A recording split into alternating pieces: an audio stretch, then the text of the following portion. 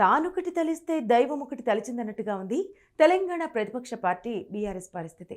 కాంగ్రెస్ను కట్టడి చేద్దామనుకుని బీజేపీకి అనుకూలంగా వ్యవహరించి చివరికి తానే సున్నాకి పడిపోయిందనే కామెంట్స్ వినిపిస్తున్నాయి.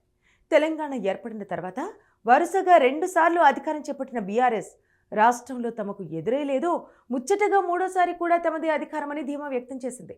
కానీ అనూహ్యంగా కాంగ్రెస్ అధికారంలోకి వచ్చింది. దీంతో బీఆర్ఎస్కు ఊహించని షాక్ తగిలినట్టయింది. ఆ షాక్ నుంచి తేరుకోకముందే లోక్సభ ఎన్నికలు వచ్చాయి.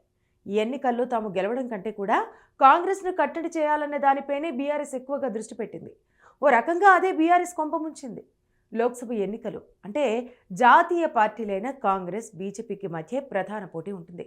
అందుకే కాంగ్రెస్ దూకుడికి బ్రేక్ వేయడానికి బీఆర్ఎస్ పరోక్షంగా బీజేపీకి అనుకూలంగా వ్యవహరించిందనే ఆరోపణలున్నాయి.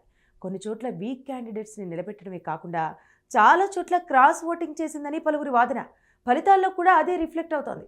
మొత్తం 17 లోక్సభ స్థానాలకు గాను కాంగ్రెస్ బీజేపీ చెరో 8 సీట్లలో సత్తా చాటగా ఎంఐఎం తన ఒక్క స్థానాన్ని నిలుపుకుంది. అయితే బీఆర్ఎస్ మాత్రం ఖాతా కూడా తెరవలేదు.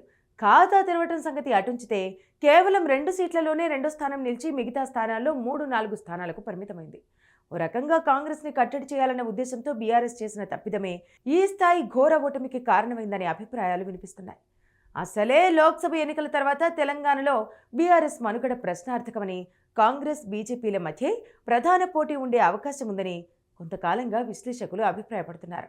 అలాంటిది ఇప్పుడు బీఆర్ఎస్ ఎంపీల సంఖ్య 0కి పడిపోవటం, మెజారిటీ స్థానాల్లో కనీస పోటీ ఇవ్వలేకపోవటం బీజేపీకి వరం కానుందనే చెప్పవచ్చు. ఎందుకంటే బీజేపీ ఎప్పటి నుంచో తెలంగాణలో పాగవేయాలని చూస్తోంది.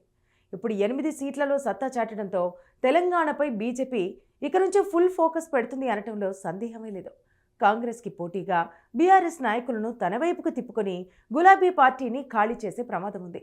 అదే జరిగితే వచ్చే అసెంబ్లీ ఎన్నికల నాటికి కాంగ్రెస్ బీజేపీ మధ్యనే ప్రధాన పోటీ ఉండే అవకాశం ఉంది.